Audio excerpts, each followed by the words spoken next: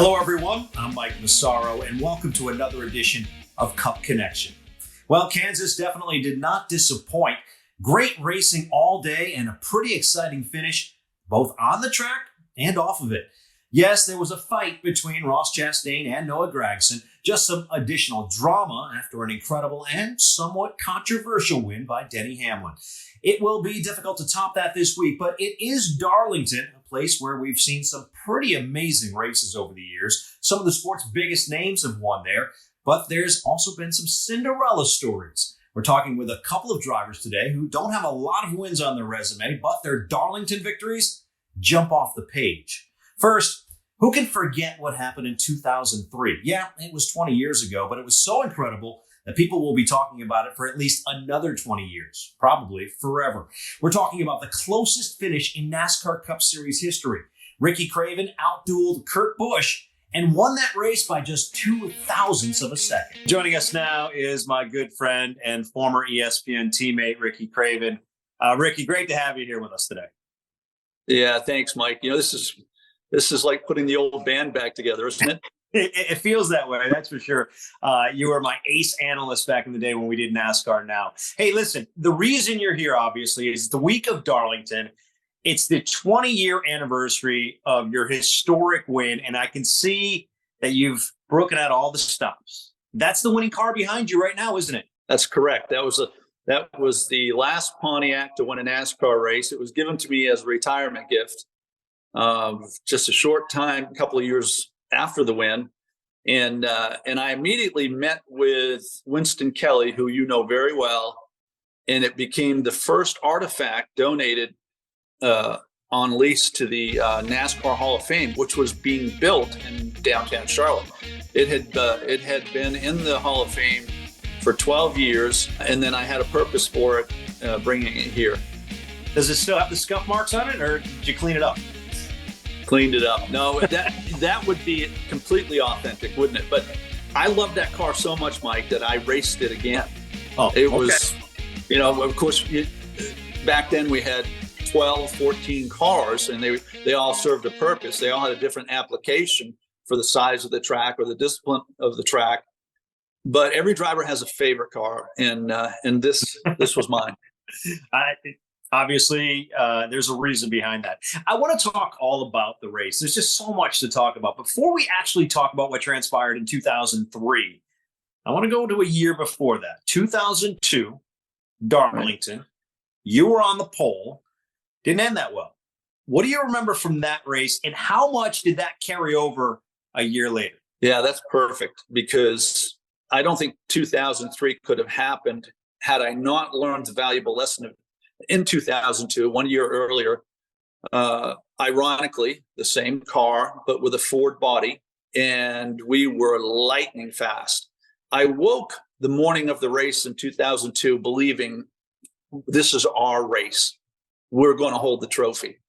And Jeff Gordon, I believe, was outside pole. He and I swapped the lead, raced aggressively. Steve Park came into the equation. He was very fast. And Steve and I, we just went at it, same way we would have gone at it up in the Northeast a decade earlier.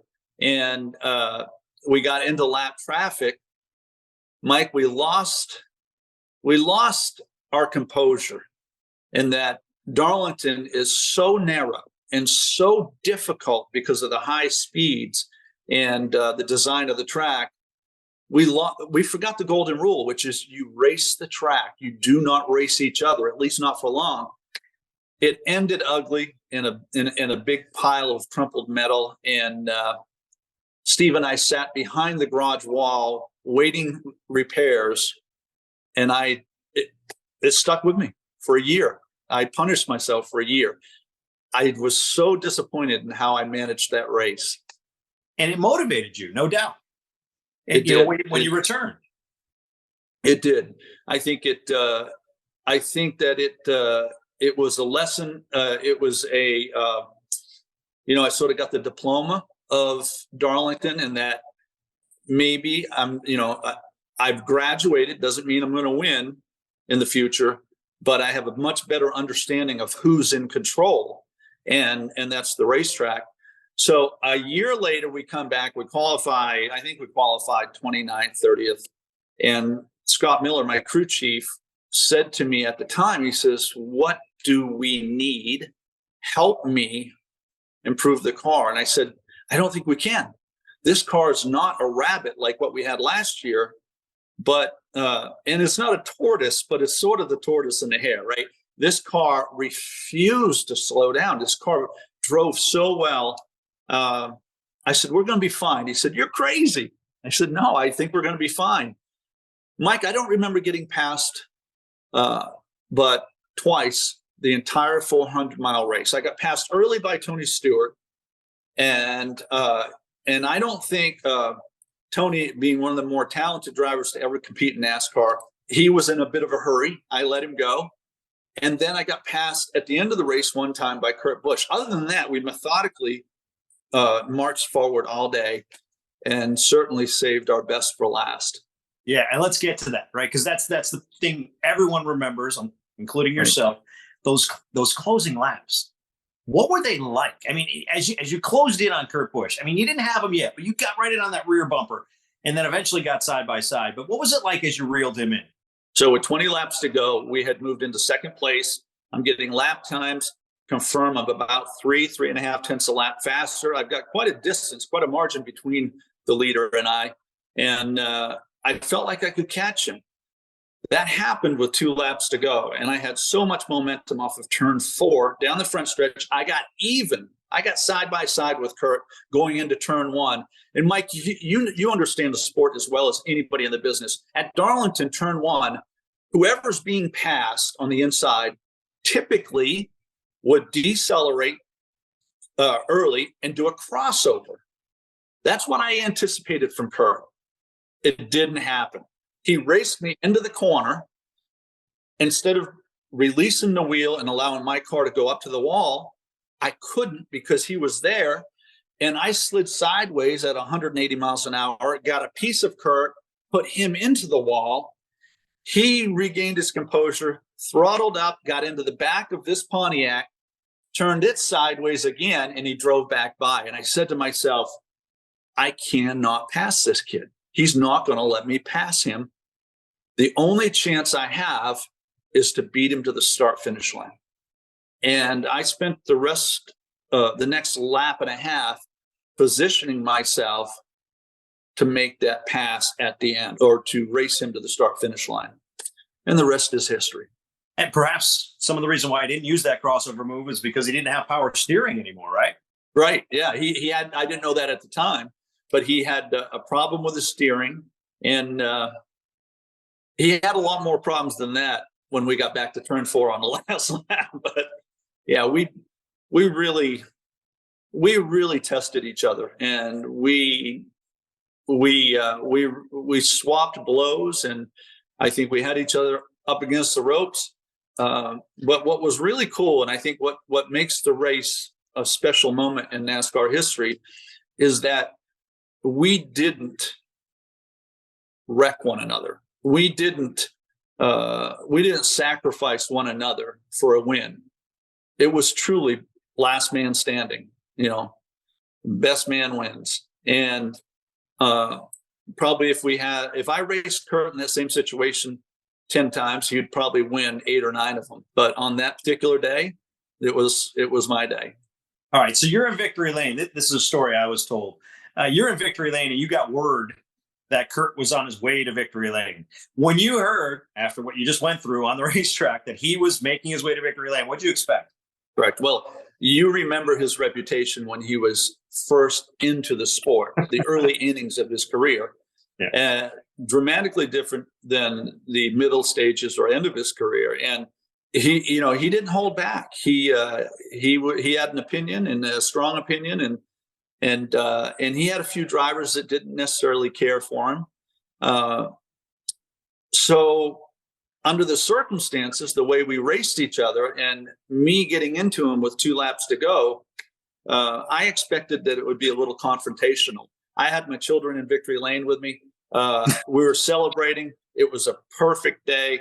And I said, well, if it's going to get physical, it's gonna happen in the garage area, not in Victory Lane. I actually marched toward him. He's all by himself, and I got the sense that he probably got something to say. And when he got within 15, 20 feet of me, he said, "That was incredible. That was amazing." And he stuck out his hand and congratulated me. And we've had a bond ever since, truly have. We cemented a friendship that has lasted for at least 20 years. Yeah, I was going to say there's been a bond. I mean, drivers don't usually embrace finishing second, but it seems like Kurt has done that for this particular, this one off. Yeah, you're 100%, Mike. You're 100% right, Mike, that there are very few celebrations for second place finishers. And it was a class act, class move. Kurt, every time we went back to Darlington since I hung up my helmet, I've been pulling for him to win a Darlington race. And because he's been remarkable, extremely generous for this time. And he's truly celebrated this event as if he had won it. But I think mostly because he understood the significance of what we had accomplished. You mentioned this was the early innings of Kurt's career. Right. It's now in the late innings, and it would appear that he's probably not going to wheel a race car again anytime in the foreseeable future. But what he's done between that point and now is put together a Hall of Fame career. Yeah. Does that make this even more special knowing you beat a future Hall of Famer on that day? Well, I haven't thought a lot about that, Mike, because I knew, having shared the racetrack with him, that he had extraordinary talent. He and his brother both, obviously.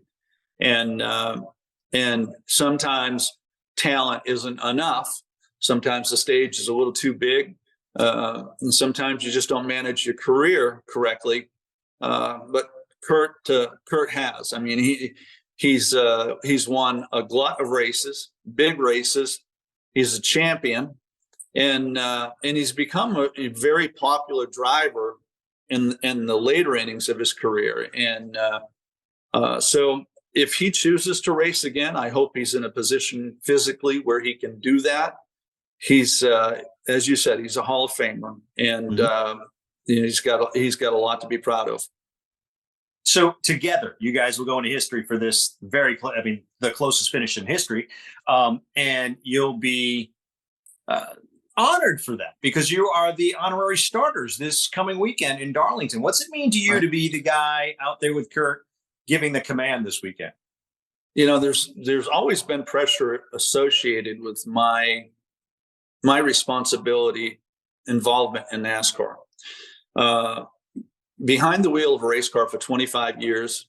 And then I had this second act, which I absolutely loved, and 13 years with ESPN, which was, again, I mean, it wasn't quite as good or great as driving a race car, but I embraced it the same way you embraced it. And in working with you and Bestwick and the team, I just loved ESPN, but I took it serious and I felt pressure. That's a long answer to your question, but I am going to Darlington with zero pressure. I'm going to Darlington and I'm just going to have fun. It's like I'm going for a golf weekend, and we've got 2 full days of activities. And the only thing I'm concerned about is I've seen video of Kurt practicing waving the flag. Okay, I haven't lifted a flag in 15 years. Haven't felt one. So he's like everything. He's a perfectionist, and he's perfecting throwing the green flag. I'm just going to drop it. Okay. Don't literally drop it. Don't literally, but I'll drop the green flag and I'll let him do all the work. Well, you're a big baseball fan, so you've seen people throw out the first pitch, the ceremonial first pitch, and you've seen people throw it in bad directions. You don't want to be like that.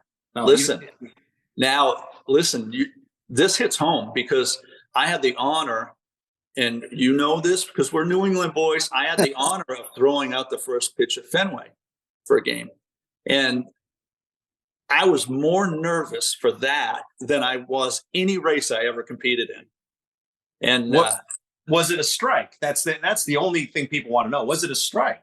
I can't say that it was a strike because the strike zone is just so liberal now. Okay, I don't know, but I will say that it did not hit the dirt, and the catcher didn't have to hardly move to catch it. Okay, so I felt I did a superb job.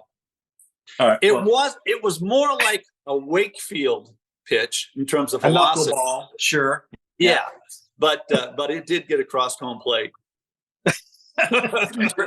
Great story. Take the same mental approach to waving the flag, shall you? Yeah, I'm just gonna have a great time. And we have to acknowledge that this race really is the fans' race. The fact we're talking about a finish with a driver that won 2 Cup races in his career hadn't forgotten me. That's a tribute to the fans saying, no, we'll never forget. And that's the part I'm looking forward to, Mike. I mean, it's going to be a packed house, and there's no atmosphere like Darlington, right? I mean, how many races you've seen there? There's no atmosphere like the throwback weekend at Darlington. Yeah, I mean, it feels like you're back in 1950 when you just started Exactly. there, right? Yeah. Speaking of throwbacks, I mean, if you were to have a throwback paint scheme, Ricky, if you were to do it right now, who would you throw it back to? And have you given that any thought? Who would you throw it back to? It would be so easy. It would be Richard Petty, probably 1976. Broke my heart. He was my hero. I had 2 heroes, okay? Richard Petty was my number 1 hero. A close second was Carlton Fisk. And so I would have the car painted Richard Petty, Petty Blue, STP, and I would put a number 27 on the side for Carlton Fisk. Nice. And I tie it all together. Just put a bow on this by saying, when I won at Darlington by that much, I kind of got to feel a little bit what it was like to celebrate a walk-off home run like Carlton Fisk did in the 1975 World Series, Game 6 of the 75 World Series. I mean, I have vivid memories of that the same way I have vivid memories of my Darlington win. And the video of both of those moments will live forever in sports history. Your win, beating Kurt Busch by 0.02 of a second. And of course, Carlton Fisk just waving that home run fair. So, that's right. All right. Hey, Ricky, thanks for your time. We appreciate it. Enjoy your weekend in Darlington. You deserve it. That win will forever go down in history as the greatest finish, I think, in history, at least from my perspective. Yeah. Thanks, Mike. I sure have enjoyed connecting with you again. It's always great. Hey, folks, if you don't remember Ricky and I on NASCAR Now, it's just absolute TV magic. Great to have him back again. It's always great to speak with Ricky. He is definitely one of the most genuine and authentic people ever to drive a race car, and I'm proud to call him a friend. Now, Ricky isn't the only driver to score an unexpected win at the track Too Tough to Tame. There was also a great underdog story in 2011. A single car team with a driver who had never won a cup race somehow found its way to victory lane. Here's the setup. After a late race caution, Furniture Row Racing crew chief Pete Rondo decided to keep Regan Smith on the track. He did not pit while others did. That gave Smith the lead, but on older tires. Remarkably, though, he was able to hold off some of the sport's powerhouse teams who all had fresh rubber. Well, joining us now is the man himself. Regan Smith is with us. Regan, great to have you. Mike, it's good to be here. It's been a while since we've had a chance to talk. I'm looking forward to it. It is. You're in your car. Where are you right now? I am actually in, Mooresville, if you want to call it Mooresville, North Carolina, kind of Lake Norman area, and just running around like a crazy man like I do every day of my life. Well, we appreciate you taking some time. I know it's a busy time of year for you, but hey, it's Darlington week. So we're talking to a couple drivers who have kind of stunned the world by winning there. You're one of them. I want to take you back a little bit to 2011. When you think about that race, what comes to mind? Man, it's, Mike, as you know, it's anytime you win a cup race, right? It's great memories, and it doesn't matter if you win one of them or if you win, 100 of them. You get these vivid images that are just implanted into your brain and into your mind. And, I think for me, there was a little bit of a blur in the moment, to be perfectly honest. And, it was a surprise win. It wasn't expected. And for me, there's so many ties into it that weekend. It was Mother's Day weekend, as it always is when we race in Darlington, or typically is when we race in Darlington. Sometimes the schedule falls differently, but Mother's Day weekend, it was a Saturday night before Mother's Day. That's back when we ran the Southern 500 in the spring instead of the fall. So we had a crown jewel race, and I just remember that morning. I don't know why I woke up and I felt different. The day had a different vibe to it, and I think the first memory that I had, and the first thing that really was implanted in my mind, was sitting at the drivers' meeting, and they had, a lot of the historical drivers up there, and a lot of the legends of our sport. And I remember sitting, I think Cal was there that year, and can't remember who else, but I know Richard was there, Richard Petty, and I remember watching those guys and thinking, like, man, these guys are so cool, and this is the kind of place that you think the gritty, old school drivers that are willing to lay it all on the line. And it was in my brain, something clicked right there at the drivers meeting, and it felt different that day. We didn't qualify good. I think we started maybe 24th. I don't remember the exact starting position, but I know it was in the 20s somewhere. You were 23rd. I looked it up. 23rd. 23rd. There we go. See, you got a better memory than me then. I knew it was somewhere in that ballpark. And, the race started, and my first thought was, man, my car's pretty good. And, I'd had a conversation. Pete Rondeau was the crew chief at the time, and Cole Pern was the engineer. And we all know Cole's history since then of just the wins and everything he's accomplished. And I remember talking to those guys and just saying, you know what, let's go out and run 90% all night long. Let's keep it off the wall and just be smart. So early on in the race, I really wasn't pushing. And, a lot of times you push and you make a mistake and you damage the car. And this was before the era of composite bodies. So if you damage the right side, it was going to affect your aerodynamics. And we ran that race, and the whole race, it was just a slow progression forward. And we had lap time the whole race. Like, we knew how fast the car was. And as it started getting down to the end of it, we hadn't hit the wall once, and it just all kind of started to come together. We'd gotten up to, I want to say I was fifth when the last pit stop sequence had started, and we had pitted later than anybody else. So we came out with a little bit better tires, and the caution fell right to where when we had an easier decision to make than most. And the decision was to stay out, obviously, which at Darlington normally is unheard of. Back then, we were kind of in a weird spot with the track to where it had just been repaved about 3 or 4 years prior to that. It hadn't gotten to the really gritty racetrack that it is right now, but it was getting closer to that moment. And we stayed out, and everybody thought we were crazy. And once we got the car out front in clean air, it was just really fast. And a couple restarts later, and the way things timed out, it allowed us to keep that track position. And we knew about clean air back then, but we didn't even know it like we know nowadays. We didn't understand just how critical it was. I shouldn't say we didn't understand, but it was still one of those things where you weren't as worried about clean air as you were fresh tires at Darlington, even with it being a relatively new repave. And everything pieced together fine. And I think the one image that I will never forget, and the one image that will forever be in my brain of all the stuff I talk about throughout the course of that day, was coming off of turn 2 on the last lap. And I mean, I was giving her all she had. I had Carl on my back bumper, and Carl had a phenomenal year to that point. He nearly won the championship that year. And I think he actually tied Tony Stewart and lost it by 1 point as it would all come down. And I'm like, man, there's a lot of pressure back here. And I clipped the wall coming off turn 2 with the back bumper. It jumped sideways. I never lifted. I never checked up. I never did. At that point, it was either I'm going to look like the biggest fool in history for crashing, or I'm going to go ahead and finish this deal off. And once I got off of turn 2 and had the lead, I knew at that point I was in pretty good shape, because our strength of our car had been 3 and 4 all night long, and being able to run the bottom, actually. And we see that a lot more now. I feel like we kind of started a trend of running the bottom. It was kind of myself and Harvick were the ones that did that quite a bit back then.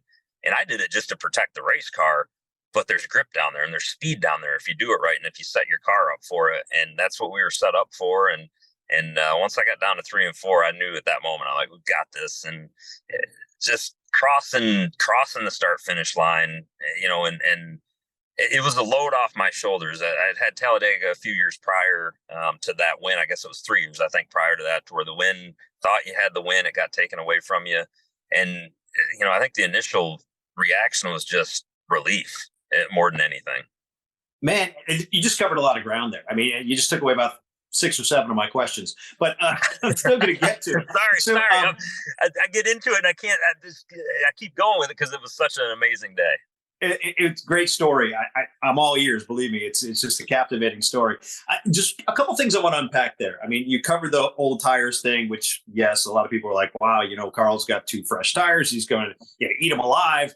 That didn't happen. You just explained why. But what I want to get to is that you said you clipped the wall. I mean, yeah, you definitely clipped the wall. And normally when that happens, you just left the door wide open. What did you think happened when you hit the wall? Did you think you could still hold them off? Well, so the fortunate thing was the way that I caught it. The car just jumped a little bit when the car's unloaded at Darlington coming off of the corner. You almost do 2 corners in turns 1 and 2, and I know we call it 1 and 2, but you apex it twice. You apex it when you go into turn 1, and then you drive back up to the wall, and you almost create a straightaway in between turns 1 and 2. And then at the end of that straightaway, you got to turn back down the hill again. Well, when you come up off of that, the car gets light. And the way that it got light, it had done it every lap, but it jumped. I'm asking for a little bit more out of the car. You're asking for that extra, half a tenth of a second or whatever that fraction is. We're living in a world where thousandths matter, right? And the way it clipped it and jumped, I knew it was just a really back corner of the bumper, and it wasn't something that was going to affect us. And fortunately for us, it didn't break the momentum at all. The only momentum that broke was because the car went sideways a little bit, and that just takes away some of the forward momentum that you have going and keeping a car straight, which is always the fastest way to go. And it got my attention. It did do that because I was like, man, I don't want to be that guy that throws away win on the last lap and forever got to think about that on top of Talladega losing a win when I thought I had won it. And, it got my attention, but then I did a quick check of the mirror. And when I did the check of the mirror, I knew I was in pretty good shape. All right. I just want to refresh the audience's memory a little bit. You're talking about Talladega 2008, coming to the finish. Officials, I guess, said that you went below the yellow line. You were the first car to go across start finish and take the checkers, but they took the win away, gave it to Tony Stewart, I believe, if I recall correctly, right? Tony, yeah. Yep. So you didn't get the win. That would have been your first win. And you mentioned the word relief as you did win in Darlington. How much did that kind of hang over you since 2008, leading up to that win in Darlington?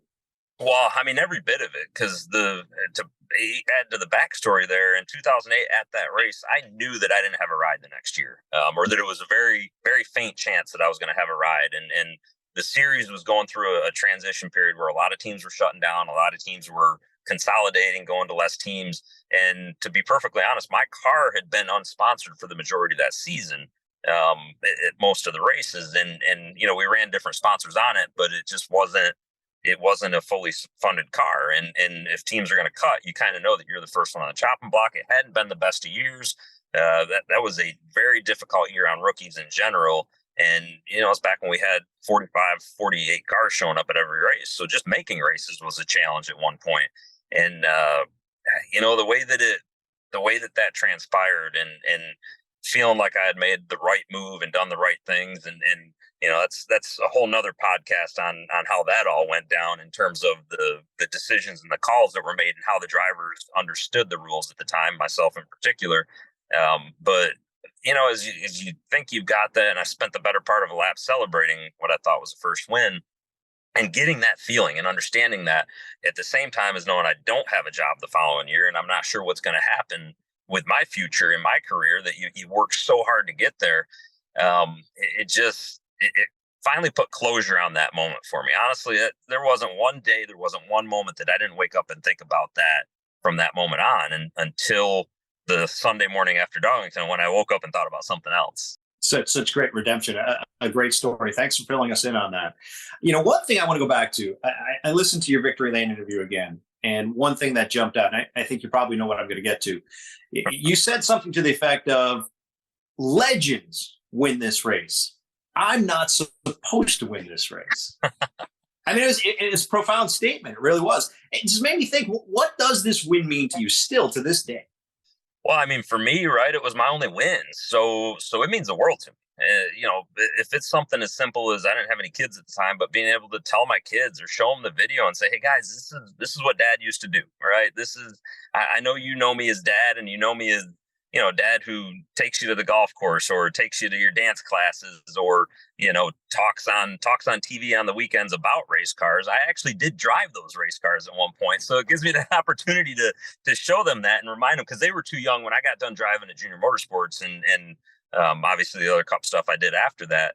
They were too young to really grasp it and understand it and know what was going on. So it gives me that, and it just, everybody that's in the Cup Series has worked their guts out their entire life to get there. And you have had one vision from the time that you first fall in love with racing. And it happens at different ages for different kids, right? William Byron right now, who's arguably the hottest driver out there. Well, he didn't even hop in a race car until he was 12, 13 years old. He was older. But a good majority of the field started when they were, basically 4 or 5 years old. And you commit your entire life to something. And it doesn't mean just because one guy wins 100 races and one guy wins one race, or a lot of guys don't win any races. It doesn't mean that level of work and that level of driven competitiveness wasn't there. What it means is that sometimes it just doesn't work out. Sometimes you're not in the right places at the right time. And for me, that kind of been the story of my career, of maybe not being in the right places at the right time, maybe not being good enough as a driver at the right times. And it's kind of that satisfaction of knowing, hey, all the hard work was worth it. It's only one win, but it's a big one. And it's one that you can carry with you forever. And I think at the end of the day, as I got done driving, and I'm not going to say I'm retired, because I can still hop in something tomorrow, right? And I may do that. You never know. I mean, I'm a really random person. I get on really weird whims, and I just decide to do crazy stuff sometimes. But it allows you to go to bed at night and say, you know what, all those hours and all that time that I poured into this, at least it was worth it, on that day and that one moment. We've seen a couple drivers get hurt this year. Maybe there's going to be a seat that opens up any given day. Could be yours. Who knows? I think I passed that relief thing on to Josh Berry. He's doing a good job with that now. Yeah, but who knows? I mean, something else could open up. It's crazy this year. Anyways, so you're one of the Cinderella stories. Ricky Craven is another. We've already talked to Ricky about that unbelievable win he had in 2003. It's a 20-year anniversary here this year. Just amazing. As you look at the field right now, who could be this year's Cinderella story at Darlington? Is there somebody?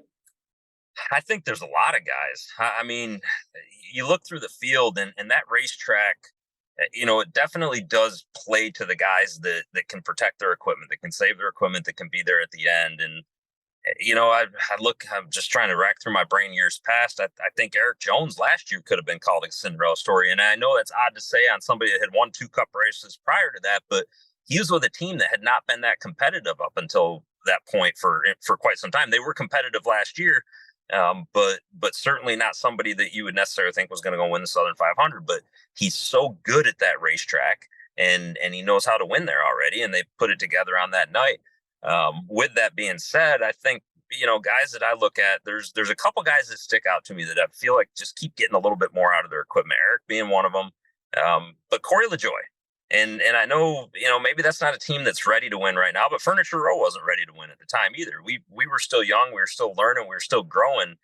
And I just, I think he's one of those guys I've always been impressed with how he finishes races, how he does a nice job and finds a way to get it done no matter what, and then keeps grinding it out. So maybe somebody like a Corey LaJoy this week. I think that'd be a good little Cinderella story. All right. Well, hey, we're going to be paying attention. Before I let you go, though, where's the trophy? What do you do with it? I mean, if it were me, I'd be sleeping with it. So what about you?